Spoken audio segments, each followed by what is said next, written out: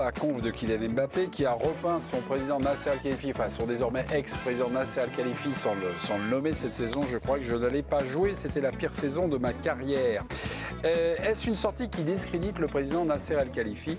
L'arbitrage du président, il y a eu un duel entre Hervé et Étienne. Rappelons la position d'Étienne, c'était oui et non pour Hervé. À vous de trancher, mon cher Johan. Discrédite Al-Khelaifi, je pense qu'il y aurait eu d'autres trucs qui l'ont discrédité par le passé. Alors là, un peu plus, un peu moins, je ne sais pas si c'est... Moi, je n'ai pas forcément un avis particulier là-dessus, je dirais plutôt non, mais après, c'est sa déclaration qui est quand même assez exceptionnelle, quand même, de dire que ça a été la plus difficile de sa carrière, parce qu'on lui a dit qu'il n'allait pas jouer. Et que finalement, il a commencé à jouer dès la deuxième journée. Donc je trouve ça très, très surprenant. Comme si, en gros, la saison un petit peu ratée qu'il a eue, où il est passé un peu à travers énormément de matchs, c'est dû à ça. Enfin, moi, je ne sais pas, mais quand tu joues au foot, tu ne joues pas pour ton président. Tu joues pour... déjà, tu savais que c'était ta dernière saison. Tu joues aussi pour tes coéquipiers, pour tes supporters. Et puis, tu as envie de gagner le plus de titres possible. Alors c'est un événement qui peut marquer en début de saison, mais après tu sais que ta saison tu vas la faire et c'est vrai que si au bout de la 10e journée tu joues toujours pas, j'aurais pu avoir je peux le rejoindre. T'as raison. Mais après la deuxième journée, il commence à jouer tous les matchs. Donc on m'a parlé après en avril qu'on lui a bloqué son salaire. J'ai pas eu l'impression qu'avant avril il est marché sur tout le monde et qu'après le mois d'avril il a commencé à fléchir. J'ai l'impression que ça a été un peu tout au long de la saison. Même si ses défenseurs vont me dire qu'il a marqué énormément de buts, effectivement. Mais dans les grands moments ou les moments importants, on l'a moins vu. Il en parle, hein. Ouais. On n'a pas passé l'extrait dans lequel il exprime, pas des regrets, mais il parle de son niveau et qu'il comprend les critiques sur ce qu'il a pu apporter et être sur le terrain. Et qu'il, évidemment, c'est loin tout en disant que c'était quand même bien par rapport aux autres. C'est loin, oui. Par rapport aux autres, c'est quand même bien. Mais c'est loin de ses standards. Moi, j'ai bien aimé cette déclat. J'ai bien aimé ce passage. Je sais, vous en avez fait part. Mais la conf du jour, on va pas l'écouter, mais la conf du jour démarre par Kylian Mbappé, qui nous fait un petit discours et qui nous parle du Real en disant aux journalistes, bon, écoutez, je suis vraiment désolé, j'aurais bien aimé parler du Real, mais c'est pas possible parce que là, je suis capitaine de l'équipe de France. Et je ne veux pas finalement jeter une ombre sur l'équipe de France. Mais en revanche, pour dégommer en creux son président Nasser Al-Khelaifi, là, ça ne jette pas d'ombre sur l'équipe de France. Est-ce qu'on a assisté quand même à un petit traité vachement habile, mais de manipulation, de faire passer le message qu'il a envie de passer, voilà, de nous emmener là où on a d'ailleurs fait le débat. Vous ne le découvrez pas. Mais conférence de presse, ça sert aussi à ça. Et lui, vous avez en plus quelqu'un de supérieurement intelligent, c'est quelqu'un qui sait manier tout ça, qui s'exprime très très bien, qui a une sorte de profondeur quand il parle, qui est intéressante, même nous pour l'analyser. Bon, il utilise le podium qu'il a, c'est normal. Je ne trouve pas ça très classe. Quand tu t'en bats, de taper sur ton président. Ouais, mais tu fais pas ça très classe. Mais ce qui n'est pas classe non plus, Joe, c'est leur comportement n'a pas été classe. C'est l'attitude du Paris Saint-Germain, mais pas spécialement à l'encontre de Mbappé en général.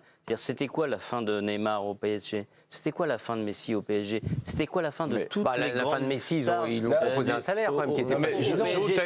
Quand tu regardes ce qui se passe dans les grands clubs européens, quand un joueur d'envergure s'en va, il se passe quelque chose. Et même s'il part pour un autre club, et finalement, voilà, il y a quand même une fête qui lui est faite, il y a quand même quelque chose qui se passe, il y a quand même de l'émotion qui est transmise. Là, je trouve que ce n'est pas une publicité pour le Paris Saint-Germain par rapport aux grandes stars qui seraient susceptibles de venir. Franchement, de ce point de vue-là, je trouve que c'est pas non plus un grand... Mais Joe, tu as été à Parme, où tu as vécu des moments hyper complexes, hyper délicats. Quand tu es parti, je me souviens, tu avais les boules. Et dans une ou deux interviews, tu m'avais dit, plus jamais ça, on m'a manqué de respect, on a été irrespectueux avec moi. Non, mais là, on n'est pas dans la même histoire quand même. Mais non, mais je parle juste des relations que tu peux avoir avec un club, avec 7 ans dans un club. Non, mais je pense que tu peux avoir, même en étant Mbappé, même en ayant le salaire de Mbappé, la renommée de Mbappé, tu peux avoir un ressenti et avoir été affecté personnellement parce que tu as... en train de nous expliquer que sa saison, qui était moyenne, elle est un peu liée à ça. Moi, je rejoins pas ça. Alors non, alors Jo, j'ai pas l'impression qu'il cherche des excuses. Non mais Jo, tout est plus nuancé, mais c'est pour ça que je parle. Non mais je parle de manipulation. Parce que j'ai noté, tout le monde sait pourquoi j'ai moins joué. Ça ne sera pas une excuse. Il n'y a aucune excuse pour les performances que j'ai ou que je vais avoir. Alors à la fois, il nous dessine un décor, il nous plante un décor, mais il nous dit bon. Je cherche pas d'excuses. Peut-être que j'étais moins performant. Au début, on nous a parlé que l'équipe était moins forte. D'accord ? Oui. C'est un petit peu, alors je ne sais pas lui directement, mais ou son entourage, c'est son qui influence. ont essayé de faire cette équipe-là quand même. Oui, tu vois, de sortir tout le monde, la seule star c'était lui. Mais si Neymar Ensuite, était on nous a sorti. expliqué que c'était Luis Enrique qui lui tapait dessus, qui ne le faisait pas jouer. Ensuite, maintenant, on nous explique que c'est El Khelaïfi qui est responsable du fait qu'il n'ait pas été. Donc à un moment donné, moi je trouve que ça fait beaucoup, quoi. Mais quand tu signes un joueur de cette envergure-là, tu lui prolonges son contrat. Là, on a vu les images, donc 2025, mais ce n'était pas 2025. Donc j'imagine que Nasser El Khelaïfi savait bien que le contrat, il n'allait pas jusqu'en 2025. Donc comment déjà tu peux faire ça ? Donc comment tu peux te retrouver dans cette situation-là ? Si tu sais que tu as un joueur qui peut partir en 2024, bah, tu l'acceptes parce que tu as signé un contrat de cette sorte-là avec lui. Donc après, tu rentres dans une espèce de communication complètement folle, je trouve, du club. Et je veux dire, si c'était Mbappé qui avait essayé d'aller chercher un club qui faisait une offre extravagante pour le sortir, etc., là, on peut comprendre. On a vu ça avec d'autres joueurs. Mais là, pour le coup, c'est le club qui a signé ce contrat-là. Bah, si tu t'es trompé, bah, tu l'acceptes et tes beaux joueurs, tu laisses se terminer la saison, tu fais à la limite une fête à la fin et tu dis, bah voilà, c'est le meilleur buteur de l'histoire du club. Bon, il nous a pas donné l'année qu'on aurait aimé avoir en plus, mais tu passes à autre chose. Je trouve que pour les autres joueurs qui auront envie de venir, je pense pas que ce soit de la pub pour Paris. Non mais Mbappé est un sujet de débat inépuisable, mais là on s'éloigne un peu de la question. Le personnage central de la question, c'est le président. Et très franchement, comme dit Étienne, il marque pas des points. Donc il doit de l'argent. Pas uniquement à Mbappé, il y a un problème de primes non payées de la saison passée. Pas les autres. La manière dont il a géré le Carabio il y a quelques années, un mec qui est sous contrat, qui fait son boulot, franchement, je trouve ça limite. Et tu crois que c'est lui mais t'as attendu cette déclaration ? C'est lui qui gère le club ? Ah bah oui. Qui, Nasser ? Ah bah oui. Au quotidien, oui. mais Non, au Guillaume, quotidien. Mais c'est un choix aussi important, c'est lui qui les gère. Ouais, bien sûr. Non, je sais pas, c'est une question. Moi, j'ai pas.